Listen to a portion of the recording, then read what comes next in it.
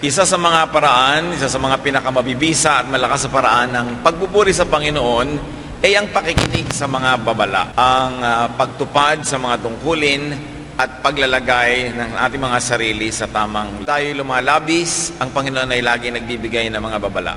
Ang pag-aaral natin ngayon, pinamagatan natin, an ancient PowerPoint presentation.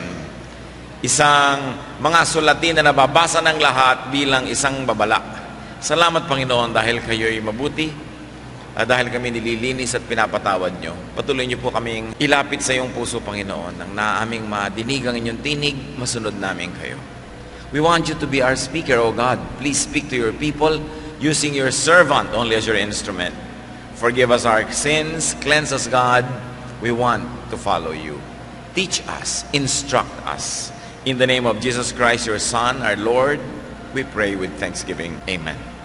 Ang ating kasaysayan po ay naganap sa pagitan ng mga 700 to 500 BC, noong ang Babylon, or now present-day Iraq, was the king of the world, or at least the Middle Eastern world. Daniel 5, 1-4. One evening, King Belshazzar gave a great banquet for 1,000 of his high officials, and he drank wine with them. He got drunk and ordered his servants to bring in the gold and silver cups his father Nebuchadnezzar had taken from the temple in Jerusalem. Belshazzar wanted the cups so that he and all his wives and officials could drink from them. When the gold cups were brought in, everyone at the banquet drank from them and praised their gods made of gold, silver, bronze, iron, wood, and stone. So matagal nang naganap, halos 2,500 taon ang kasaysayan. Itong nakaupong hari ngayon ay hindi na si King Nebuchadnezzar, namana na niya ang trono. At si King Nebuchadnezzar, nung panahon niya ay sinakop ang Israel, sinakop ang Judah, kinuha ang mga high society people from there to teach them to govern for Babylon. At nagkaroon ng maraming kasaysayan ng haring ito, na ang theme lang naman ay ang pagmamataas, pagyayabang at pagtutuwid sa kanya ng Diyos, kuminsan sa napakasakit na paraan. Naging instrumento ng Diyos sa pagtutuwid kay Haring Nebuchadnezzar ang propetang si Daniel. At ngayon, bagamat iba na ang hari, buhay pa rin si Daniel, pero parang hindi siya kasali sa mga activities sa palace. Apparently, the present king has not known Daniel or has not developed a relationship with this very special prophet. Now, bumukas ang tabing sa isang napakalaking pagtitipon, and there were many intoxicating elements. Mga bagay na nakakalasing, nakakapagpalabo ng isip. There was the high society there, 1,000 of his highest officials and their wives.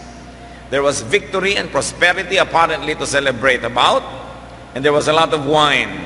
Now the temptation, of course, is to push the limits. Pag hari ka, walang sumasalungat sa'yo, makapangyarihan ka, ang kingdom mo ay mayaman at maraming sakop, parang wala nang pwedeng pumigil sa'yo. And you develop a culture of impunity. Yung basta gusto ko, wala na akong accountability, kahit anong gusto ko, nakakalusot naman, so gagawin ko pa ng gagawin ang gusto ko. At ito ang tukso, nakaharap ngayon itong napaka-yaman at makapangyarihang hari, na minana lang naman yung kanyang kaharian. So in that party, grave errors were done. One was the desecration, the abuse of the holy vessels of the temple of God in Jerusalem. Nung sinakop ni Nebuchadnezzar sa nakaraang henerasyon ang Jerusalem, kinuha niya lahat ng mga ginto na mga tasa, mga baso, mga palanggana, mga gamit sa loob ng templo na ginagamit lang sa pagsamba sa Panginoon, sa mga ritual na banal. Ito ay kinuha niya bilang patunay ng kanyang pananalo, trophies, pero iginalang naman ni Nebuchadnezzar ang mga vessels na ito, tinago lang niya sa holy treasury, sa royal treasury, yung mga holy objects na ito. Pero ibang klase si Belshazzar. Nilampasan niya ang pagmamalaki, ang pagyayabang ng nakarang hari. Now, what was the desecration that was done? It was the use of holy vessels in praise of idol. Ipinakuha niya yung mga banal na gamit na ito mula sa taguan at ginamit niyang lalagyan ng mga alak nila sa kanilang lasingan. In their unbridled merrymaking, they desecrated very holy objects.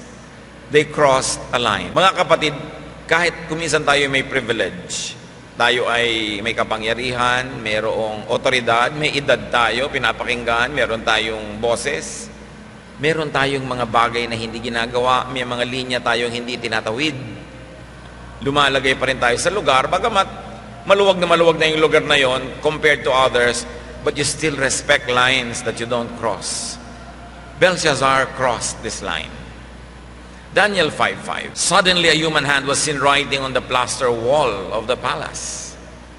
The hand was just behind the lampstand, and the king could see it right. Hindi ka ginsa-ginsa, bigla na lamang may lumawas na kamay sa likod ng mataas na lalagyan ng mga kandila, mga ilawan. Walang katawan, kamay lang. Kamay na nagsusulat doon sa mataas na dingding ng bulwagan na yon. So probably this was the original PowerPoint. Kitang-kita ng lahat, may nasusulat na ganon. May kamay na nagsusulat, pero walang katawan. It was scary. It was just a hand. Daniel 5:6. He was so frightened that his face turned pale. His knees started shaking and his legs became... Nakaranas na ba kayo na mamutla, mangalos ang tuhod, at manginig ang inyong mga kasukasuan, manghina ang inyong mga binti na para kayong nauupo sa kandila? Ito ang naranasan nitong hari nung makita niya yung kamay. If the king would be scared by such a PowerPoint presentation, why did he do what he did? Gano'n naman pala, hanggang doon lang siya eh. Madali din pala siyang matatakot. Bakit naman siya nangahas? Nalampasan ang di niya dapat lampasan. Tayo ngayon, why do we do what we will regret doing anyway? Why do what we will hide later? Why do what will haunt and scare us later? Ito ang mga kabaliwan ng tao na noon pa man hanggang ngayon ay hindi pa yata nalulutas.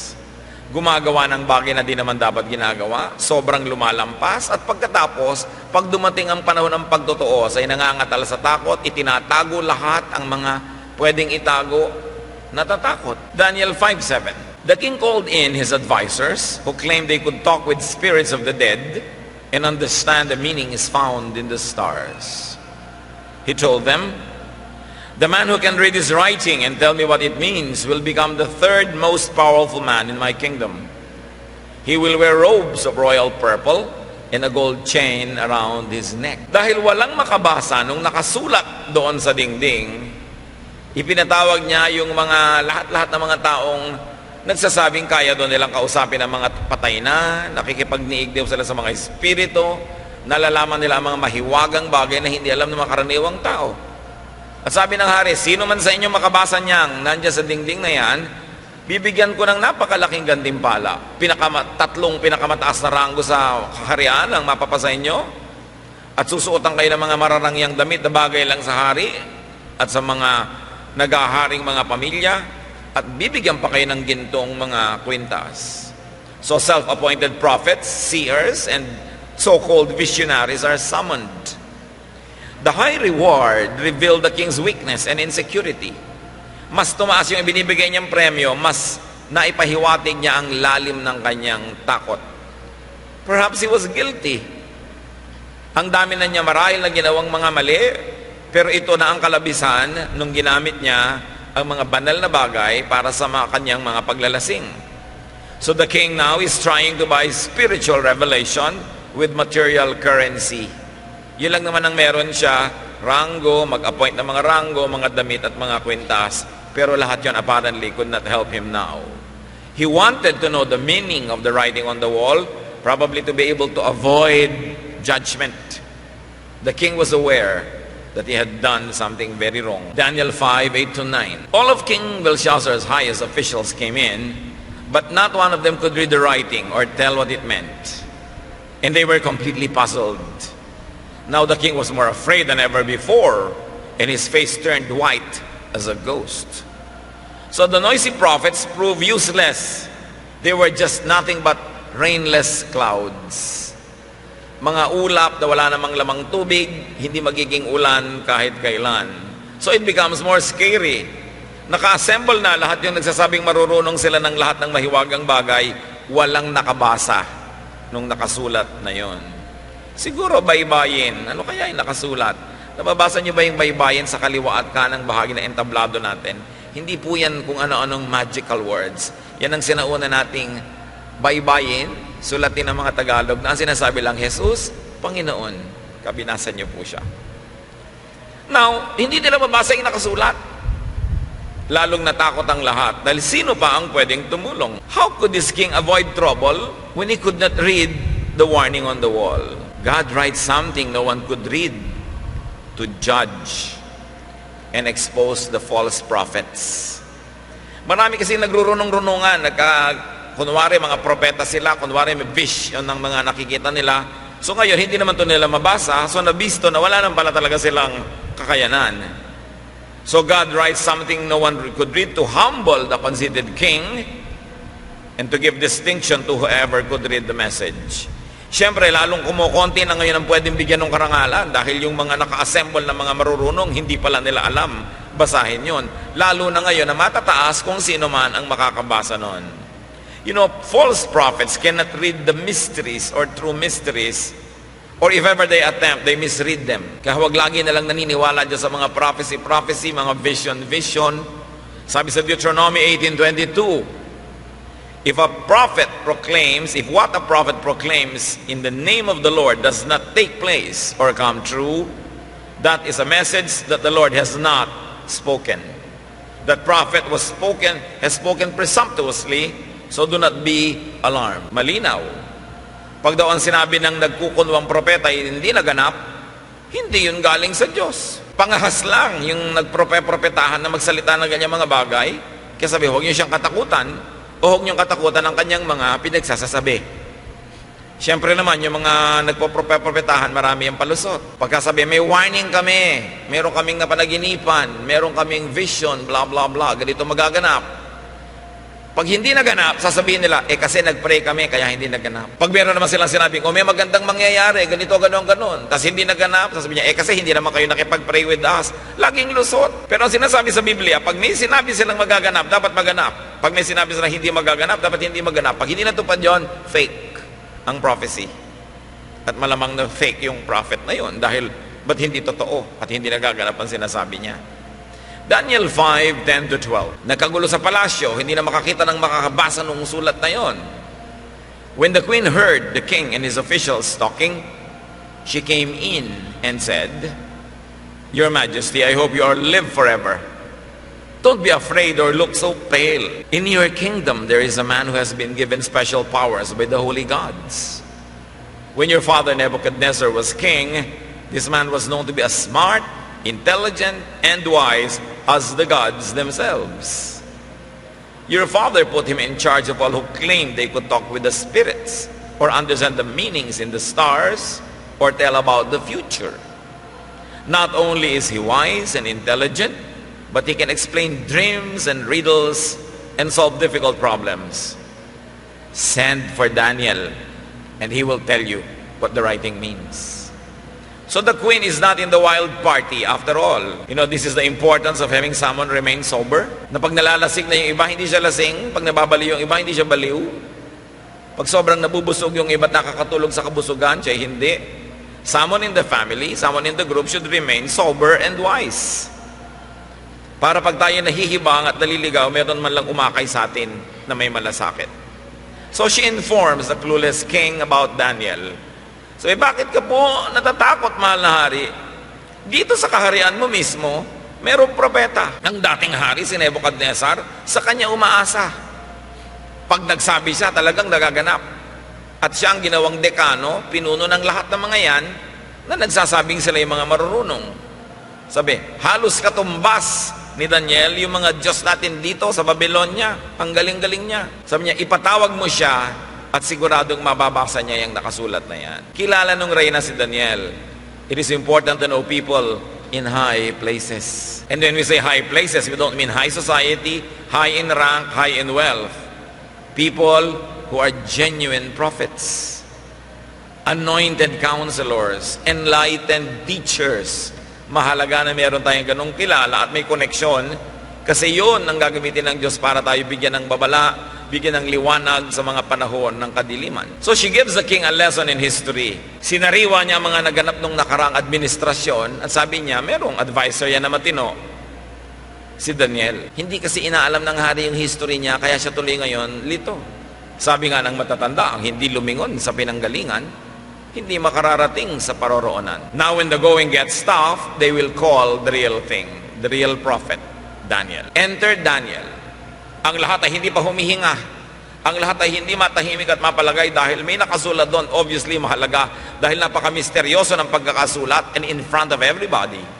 Ngayon, dadating si Daniel, papasok sa bulwagang ito para basahin ang nakasulat sa dingding.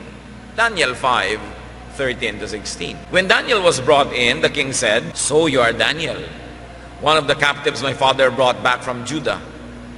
I was told that the gods had given you special powers and that you're intelligent and very wise. Neither my advisors nor the men who talk with spirits of the dead could read this writing or tell me what it means. But I have been told that you understand everything and that you can solve difficult problems. Now then, if you can read this writing and tell me what it means, you will become the third most powerful man in my kingdom. You will wear royal purple robes and have a gold chain around your neck." This was the king's way, a carrot stick, suhol, a reward, an inducement. This is the way of politics. Do what I want and I'll give you this and I'll give you that and I'll give you this power and I'll give you this money. Money and appointment were his only currencies. But these things never worked. Daniel 5:17, Daniel answered, "Your Majesty, I will read the writing and tell you what it means. But you may keep your gifts and give them to someone else." Siguro nakaharap pa lahat yung mga fake prophets doon. Kinabahan silang wala silang mabalato, wala silang mahingi. So sabi ni Daniel, wala naman pong problema yan. Babasahin ko yung nakasulat, sasabihin ko sa inyong kahulugan, pero yung mga regalo nyo, ibigay nyo na lang sa iba. Ano kaya tinutuko niya? Yung mga nakabantay doon ng mga false prophet? You know, another distinction of a genuine prophet is this: hindi mukhang pera, hindi mukhang love gift, hindi mukhang donation. Bagamat in right times and in right places, those are important in the upkeep of the temple or in the activities that promote the agenda of God. Ang mga genuine prophets, hindi napepresyohan, hindi mahilig tumanggap, lalo't kung ang tatanggapan, tulad nitong hari na to, na baka minsan ka lang tumanggap, aalilain ka na niya buong buhay, at pati ang pagiging prophet mo ay ilagay niya sa ilalim ng kanyang otoridad. So a prophetic snub happens, maybe a prophetic reminder to the king that he cannot buy everyone and everything. And this is the wisdom of true prophets. Do not be on anyone's payroll. Kung gusto mo na ang spiritual message may maibigay mo kahit kanino, mapalo mo ang dapat paluin, mapagalitan ang dapat pagalitan, huwag kang tanggap ng tanggap para hindi mabusala ng iyong bibig at hindi makompromise ang integrity ng iyong religious office. Daniel 5:18 to 21. "Sir," sabi ni Daniel, "the Most High God made your father a great and powerful man and brought him much honor and glory. God did such great things for him that people of all nations and races shook with fear. Your father had the power of life or death over everyone, and he could honor or ruin anyone he chose. But when he became proud and stubborn, his glorious kingdom was taken from him. His mind became like that of an animal, and he was forced to stay away from people and live with wild donkeys. Your father ate grass like an ox, and he slept outside where his body was soaked with dew. He was forced to do this until he learned that the Most High God rules all kingdoms on earth and chooses their kings." So ipinaalala ni Daniel ang kasaysayan dito sa bagong hari. Ang sinundan niyo pong hari, pinagpala ng Diyos, binigyan ng sobrang blessing na ang lahat ng bayan ay natakot sa kanya, sa kapangyarihan at kayamanan niya. Pero lumabis itong si Nebuchadnezzar. Kaya siya ay binigyan ng kaparusahan ng Diyos, naging mistulang hayop siya, nasiraan siya ng bait, siya ay nabaliw at nagkilos hayop. At napakatagal na naging gano'n ang kanyang asal hanggang siya ay natauhan, tumingala sa langit, tumawag sa Diyos, humingi ng tawad at doon ibinalik ang kanyang katinoan. Ang parusa sa kanya, nakakabit sa kanyang buong katawan hanggang natuto siyang magpakumbaba at kilalanin ang kaisa-isang kataas-taasang Diyos na pinagmumulan ng lahat ng kapangyarihan maging ng mga hari. So what was Daniel's message to the king and to all of us today? That God is the giver of all things. Mahalaga na ipinaalala niya yon Sabi niya, alam mo, baka nalilibang ka, ang yaman-yaman mo, may namana kang kingdom. Huwag mong kakalimutan, minana mo lang yan kay Nebuchadnezzar. At si Nebuchadnezzar, naging matagumpay lang kasi kinasihan siya ng pagpapala ng Diyos. At maging siya na pinagpala nung nakalimot at yumabang napalo. Ibinaba, inilugmok, isinubsob sa lupa. Hanggang kilalanin niya na ang Diyos lang ang pinagmumulan ng lahat. So, mensahe yan ngayon kay Belshazzar at sa atin sa panahong ito. Ano man ang ating tagumpay, ano man ang ating kayamanan, kapangyarihan, bigay lang ng Diyos. Huwag tayong makakalimot na sumamba. Huwag tayong makakalimot na magpasakop. At huwag tayong yayabang at huwag tayong lalampas at lalabis. Sapagkat ang salop daw na napupuno, kinakalos. Ano man na bagay na sumasobra, tumatapon, binabawasan, kinukulangang muli. Therefore, acknowledge God in your life. Especially if you're successful. Especially if you're having things your way. So Daniel's message was also that even the king is only, in fact, also a recipient. Tumatanggap lang din siya. Hindi siya tunay na pinagmumula ng lahat. Tumatanggap din lang siya, dinadaluyan. Therefore, stay humble. Bakit natin pinag-aaralan itong naganap ng matagal na? Because there could be a writing in your very own wall. Maaaring sa sarili nating dingding, palasyo man o hindi, may nagsisimulang magsulat ng mga babala. O baka may nakasulat na ng mga babala. Tapos hindi natin maintindihan yung babala na yon. Kaya kailangan pag-aralan natin ang kasaysayan because history repeats itself. Daniel's message was that pride and insensitivity are threats to well-being, to staying in power. Pagka yumabang na, naging magmataas ka at lumabis, ang kasunod mo na ay pagbagsak. Ang kasaysayan ng lahat ng mga kabihasnan sa buong daigdig ay punong-puno ng ganito mga halimbawa. There is a cloud of witnesses in human civilization and history, and they show us that in all realms, in all places and times, in all kingdoms and civilizations, those who abuse their power met horrible ends. Kahit sino pa, saan mang bahagi ng daigdig. History is an important teacher. At siguro kaya maraming sakit ang ating lipunan na hindi malutas-lutas kasi marami sa atin nun laging absent pag history yung subject. O kaya absent-minded, o ayaw makinig, bored, at pag tinatanong mo ng lahat na may kinalaman sa history, hindi masagot. Kaya paulit-ulit din ang mga problema ng ating lipunan. Pabalik-balik lang yung mga karakter ng history. Paulit-ulit ang mga dinaranas natin mga dilubyo. So learn from the mistakes of those who have gone before you. Learn from the mistakes of your fathers. Mga tatay, kung nakita nyo na ang naging mga pagkakamali ng mga sarili nyong ama, mga lolo, mga amain, mga babaero, mga lasenggo, mga sugarol, mga nagbubuhat ng kamay at madadaha sa asawa at mga anak, baka naman pati sa inyo ngayong henerasyon, tinutuloy nyo pa yan. Learn from history. Kahit mga nanay, kung nakikita nyo na yung mga nanay nyo, mga tiya nyo at mga lola nung araw, mga bulagsak, hindi marunong magtipid, hindi marunong mag-ipon, tapos ngayon gano'n na naman kayo, bakit pa may kasaysayan kung hindi tayo matututo? Kaya mahalaga ito, hindi lang natin pinag-uusapan si Belshazzar. Ang totoo, there could be a Belshazzar in each one of us. That's why we're talking about this story. Anong mga dapat na nating malaman sa nangyari sa ating bayan? Alam na natin na pagka kinakalbo mo ang gubat, mawawala ng halaman at mawawala ng punong matalalim ang ugat. Pagka umulan, aano rin agad ang tubig pababa, babaha. Alam natin yun at nagaganap yun ngayon.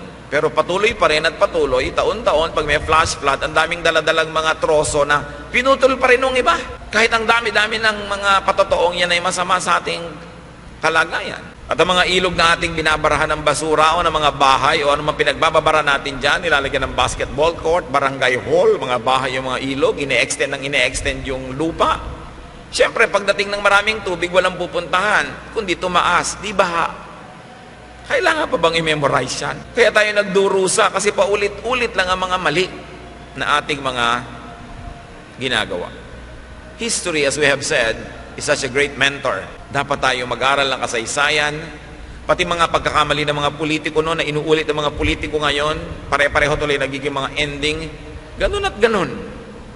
Daniel 5:22-24. Patuloy ni Daniel, King Belshazzar, you knew all of this, but you still refused to honor the Lord who rules from heaven. Instead, you turned against him and ordered the cups from his temple to be brought here. so that you and your wives and officials could drink wine from them. You praise idols made of silver, gold, bronze, iron, wood, and stone, even though they cannot see or hear or think. You refuse to worship God who gives you breath and controls everything you do. That's why He sent the hand to write this message on the wall. So sabi nito si Daniel, alam niyo naman lahat yan Hindi ko na kailangan sabihin pa sa inyo. Pero sa kabila ng alam nyo na, nanatili pa rin kayong matigas ang ulo. At hindi lang yon, nilampasan nyo pa ang inyong amang si Nebuchadnezzar. Bagamat hindi naman niya biological father. Kasabihan kasi nung araw, pagka merong king, lahat ng mga kings before him, ang tawag, ama niya. Salita lang yon. Kahit ibang dynasty, kahit ibang family, but they inherit the throne. So sabi, lumampas na kayo, palibas at walang pumipigil sa inyo. Akala nyo lahat makakalusot. Hayan, lumampas kayo. Makikita nyo ngayon, kaya ipinadala ng Diyos yung sulat na yan dahil may babala. So here, the king receives a very sharp rebuke. So you see the wisdom in not receiving a wicked man's gift. Meron siyang free speech kasi hindi niya tinanggap yung regalo. Daniel 5:25-28. Eto na, babasahin na niya yung kahulugan. 3 salita lang naman pala yung nasa dingding. The words written there are mene, which means numbered, tekel, which means weighed, and parsin, which means divided. God has numbered the days of your kingdom and has brought it to an end. He has weighed you on His balance scales, and you fall short of what it takes to be king. So God has divided your kingdom between the Medes and the Persian. In other words, sabi ng propeta, tinimbang ka, ngunit you were measured, you were weighed, but found wanting. King ka, dapat ito yung mga katangian mo. Pretentious people fall short of what it takes to be king. Even what it takes to be president, what it takes to be governor or judge, what it takes to be pastor or priest or leader, what it takes to be a star, what it takes to be a leader. Kaya marami nang nakikita tayo sa ating kabihasnan, naging hari, naging presidente, naging governor, naging judge, naging pastor, naging pare, naging superstar, naging leader, tapos wala ngayon, mga basura. Kasi hindi nila minahal ang kanilang office, inabuso nila. Star na star, ang ganda-ganda ng boses, maglalasing na maglalasing, magdadrugs na magdadrugs, magpupwet na magpupwet, mawawalang yan ang boses. Ano mangyayari? Paano magwawakas ang buhay? Ang taas ng office mo, president ka, mag-a-abuse ka na mag-a-abuse. Anong ending mo? Saan ka napupunta? Pag sumosobra ang tao, nagagalit ang langit. Ano man yung sobra niya. Kaya marami mga leader, kung ano itinaas-taas ng posisyon dati, siya ngayong napakalakas ng lagapak. Kung sino yung ubod ng yaman nun, sobrang nagiging paghihirap dahil hindi minamahal yung ipinahihiram sa kanila ng Panginoon na luwalhati, kayamanan, pagiging sikat, nababawian. Paulit-ulit yan. What does it take to be king? To be leader? To be shepherd?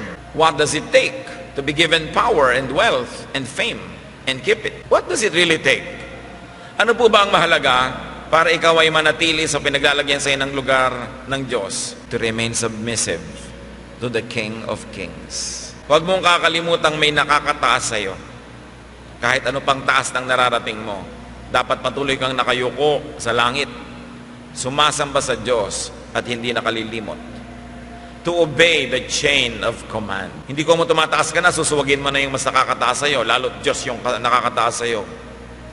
At ang kayamanan, katanyagan, kapangyarihan, ipinapahiram ng Diyos para tayo maging kasangkapan ng kanyang kabutihan, for you to be a channel of the great King's rule. Bakit ka mayaman?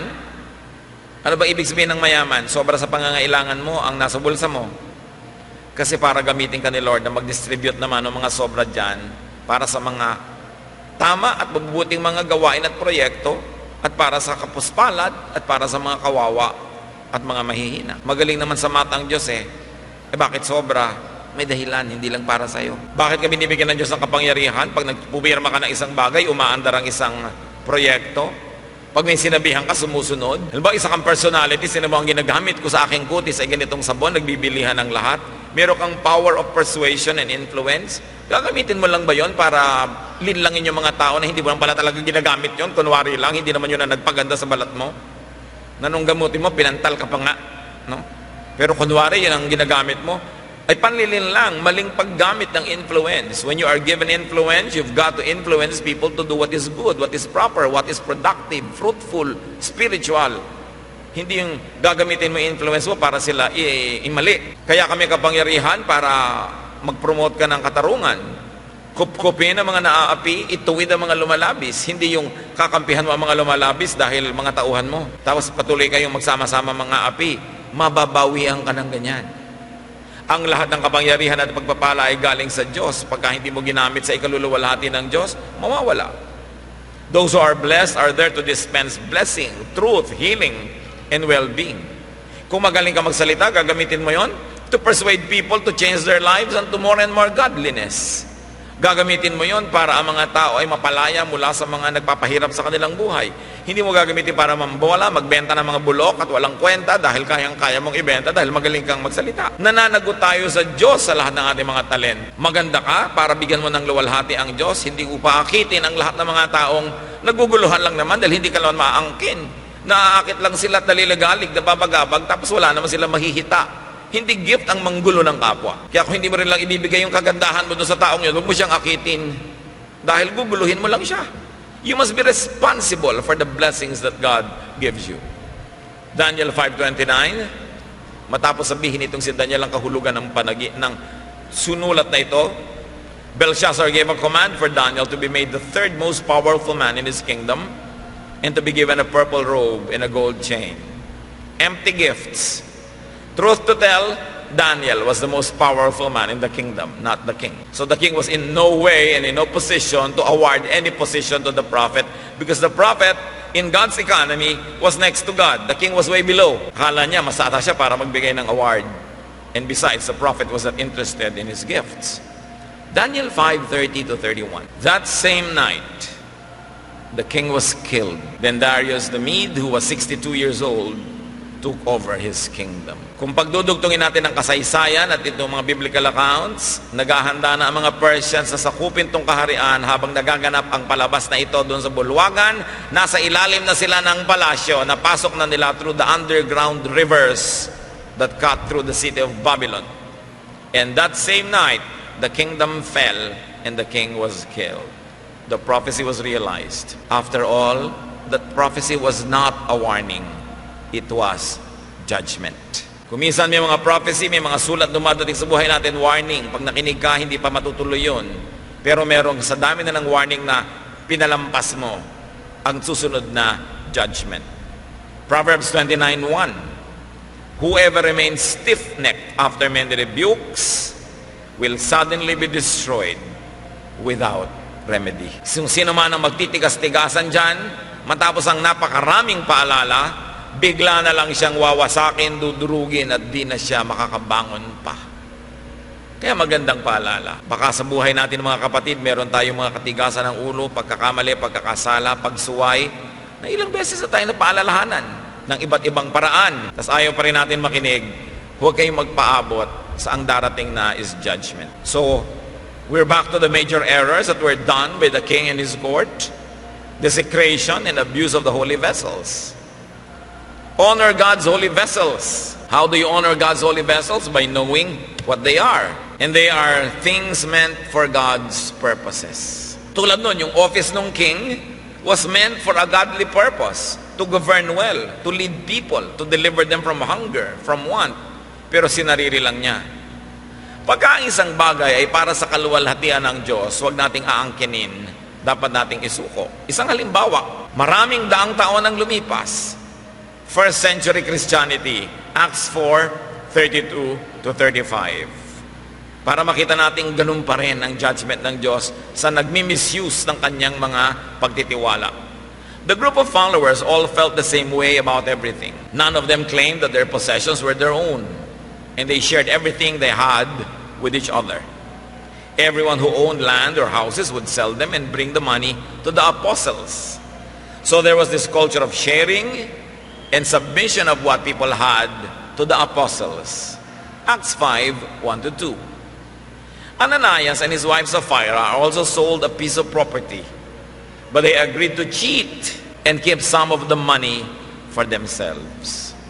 So itong si Ananias at si Sapphira mag-asawa, nag-pledge din sila. Nakiisa rin sila sa spirit of giving. Pero nagkasundo silang mandaya. Kumupit tayo. Magbigay tayo pero kumupit tayo. Talagang ito mag-asawang ito, magkasundo, partners in crime. So there was going to be partial sharing and partial submission, therefore, deception. Acts 5, 2-4. So when Ananias took the rest of the money to the apostles, Peter said, "Why has Satan made you keep back some of the money from the sale of that property? Why have you lied to the Holy Spirit? The property was yours before you sold it, and even after you sold it, the money was still yours. What made you do such a thing? You don't lie to people, you lied to God." Kahit hindi sinabihan si Pedro, the Spirit in God told him about what happened. Sabi niya, you were stealing, you were lying to the Holy Spirit. So ito ang pagkakamali ninyo. You steal. Acts 5, 5-6. As soon as Ananias heard this, he dropped dead, and everyone who heard about it was frightened. Some young men came in and wrapped up his body. They took it out and buried it. Judgment, capital punishment. Hindi inaasahan ng tao. Siguro akala niya, lusot lang, madalasan nilang ginagawa yan, pero biglang dumating yung judgment. Namatay siya bigla. Acts 5, 7-10. 3 hours later, Sapphira came in, but she did not know what had happened to her husband. Nakalibing na pala. Peter asked her, "Tell me, did you sell the property for this amount?" "Yes," she answered. "That's the amount." Then Peter said, "Why did the two of you agree to test the Lord's Spirit? The men who buried Ananias are by the door, and they will carry you out." At once, she fell at Peter's feet and died. Bigla na lang namatay ang mag-asawang ito na nandadaya. In full view of everybody. Siguro biglang nag-increase sa collection. Sa takot ng mga taong mamatay pag nandadaya sila. Acts 5, 10-11. When the young men came back in, they found Sapphira lying there dead. So they carried her out and buried her beside her husband. The church members were afraid, and so was everyone who heard what had happened. These were holy vessels. Itinalaga nila para doon sa gawain ng Panginoon, tapos kinupit. So they died. Now, what are other holy vessels of God? Hindi lang funds, people. People He uses in His reign and ministration. You know, people are never holy. We are trying to be, but we don't become really holy until we are changed when we meet the Lord face to face and all His glory is transferred to us after death. But in this life, though we cannot be sinless, we try to sin less and less. But there are some people who are very special to God. And these people, instead of gold, instead of cups and basins, these people are God's vessels. Sila yung channels of blessing, dinadaanan ng pagpapala ng Diyos para sa mga tao. These are very special. One of them was Moses. Numbers 12, 1-10. Although Moses was the most humble person in the world, Miriam and Aaron started complaining. Yan ang mga reklamo sa mga problema sa mga mananampalataya. Complaining. Who does he think he is? Sabi ng magkapatid, the Lord has spoken to us, not just to him. At ito po ang problema ng mga sub-leaders. Akala nila kung yung leader nila blessed at nabe-bless na rin sila through the leader, sila ay meron na rin kakayahan. Samantalang sila ay under that leader. Kaya sila nabe-bless. So the Lord heard their complaint and told Moses, Aaron and Miriam to come to the entrance of the sacred tent. There the Lord appeared in a cloud and told Aaron and Miriam to come closer. Pinatawag ni Lord yung magkapatid na nagrereklamo. Sabi ko sa magkapatid, bakit? Si Moses lang ba ang anointed? Siya lang ba ang kinakausap ng Diyos? Kami rin naman So dapat meron din kaming mataas sa posisyon. Dapat kasama din kami dyan sa mga ganyang mabubuting bagay. So ipinatawag ng Diyos yung magkapatid. At nung pumasok sila doon sa tent, sabi Lord, lumapit-lapit kayo. Naku, pinalapit pa ng Diyos. Then after commanding them to listen carefully, He said, I, the Lord, speak to prophets in visions and dreams. But my servant Moses is the leader of my people. He sees me face to face. And everything I say to him is perfectly clear. You have no right to criticize my servant Moses. Sabi ni Lord, alam nyo, may mga propeta kayong kilala, nakaraan at ngayong kasalukuyan. Pag kinakausap ko sila, mga panapanaginip, mga pangipangitain, hindi masyadong malinaw. Pero si Moses iba. Kinakausap ko yan one-on-one. Binibigyan ko ng napakalinaw na mga mensaheng nakakarating din sa inyo. Walang may karapatan na mamintas sa kanya o magreklamo. Verse 9, the Lord became angry at Aaron and Miriam. And after the Lord left and the cloud disappeared from over the sacred tent, Miriam's skin turned white with leprosy. Ikaw babae ka, sabihin ko na napakadaldal mo. Napakarami mong kyaw-kyaw sa buhay. Hindi ka na pumipili ng kakataluhin ng bunganga mo. So pag alis ng Diyos, biglang nabalot ng ketong ang babaeng ito. Sabi niya, hindi lang prophet si Moses ha. Malinaw ang mga revelation ko sa kanya. Iba siya. Not like all the other prophets. And you dare criticize him. And the Lord became angry. It became judgment. Why? Because Moses was a vessel of God. A chosen vessel. Other vessels of God are spirit-given talents to people that He gives spirit-given talents to. So do not misuse your gift. Do not misuse your power, your talent, your office in ministry for foolish agenda. Another major error, of course, that was done was the use of holy vessels in praise of idols. Giving glory not to God but to someone else. Self-appointed, noisy, and illusionary prophets are useless. Magaling lang manakot, magaling mag-promote ng sarili. Siyempre, pag may prophecy, pag may panakot, sumisikat sila, napag-uusapan, natatanong, nasa sangguni. Pero itatanong mo, natutupad ba naman yung sinasabi? Malinaw ba naman yung sinasabi? At kung hindi yan natupad, pag sinabi lang mangyayari, ano pa man ang excuse sabihin nila, hindi galing sa Diyos yun. Identify false prophets and do not be scared by their pronouncements. Meanwhile, listen to God's soft warnings. Madalas ang mga babala ng Diyos tahimik, hindi maingay. Kailangan tahimik ka rin para mamarinig. At kung ang buhay mo ay punong-puno ng gulo, ingay, kulay, galaw, pagmamadali, malamang hindi mo ito marinig. Baka may PowerPoint sa inyong screen, mga kapatid. Sa ating mga sariling dingding, may nagsusulat na ay hindi pa napapansin. Kaya pinag-aralan natin muli ang kasaysayan. Because God is the same yesterday, today, and tomorrow. Kung hindi siya pumapayag at nangungonsinti nung araw sa mga sumasobra, ganun pa rin siya ngayon. Kung nagbibigay siya ng mga babala noon, ngayon pa rin ay ganun. At kung meron man siyang biglang binibigyan ng judgment, sino tayo para pigilan kung gusto niyang gawin yon? Ang mahalaga sa atin, pakinabangan ng kasaysayang ito, suriin ang ating buhay kung tayo'y kamukha ni Belshazzar. Kung tayo'y hindi nakikinig sa payo, kung tayo'y lumalabis, sumosobra, nag-aabuso, at lumalampas sa dapat na hindi nilalampasan. At kung tayo naman, ang mahal sa buhay natin yung nagiging Belshazzar, sumosobra, lumalabis, dapat hindi tayo kasama sa kanyang mga kabaliwan, like the queen who was not in the hall. Dahil hindi siya sumali sa mga kabalbalang naganap, nanatili siyang matalino, nakapagbigay siya ng magandang payo na ipatawag ang prophet. Kung di man tayo yung Belshazzar, pwede tayo maging katulad ng queen. Nagpapaalala, nagbibigay ng payo, para maituwid ang dapat ituwid, maliwanagan. At huwag tayo maging katulad ng mga tauhan ni Belshazzar, oo ng oo, kahit malaking kabaliwan na ang gustong gawin ng kanilang hari. Pero lahat sila nagdusa, because when their empire fell, they were all, of course, stripped of their office and dignity. Many of them were imprisoned, even killed. Huwag tayong magbulag-bulagan, huwag tayong magpipipipihan sa mga ginagawang pang-aabuso ng mga taong malapit sa atin. We must register our protest, our correction in a godly way. Alin sa mga karakter na ito, tayo. Pwede rin tayo maging tulad ni Daniel, bagamat siguro in a much lesser way, na tayo yung dinadaluyan ng pagpapala ng Panginoon, maging matapat tayo. Huwag tayong mukhang pera, mukhang love gift, huwag tayong lagi nalang merong price tag ang ginagawa.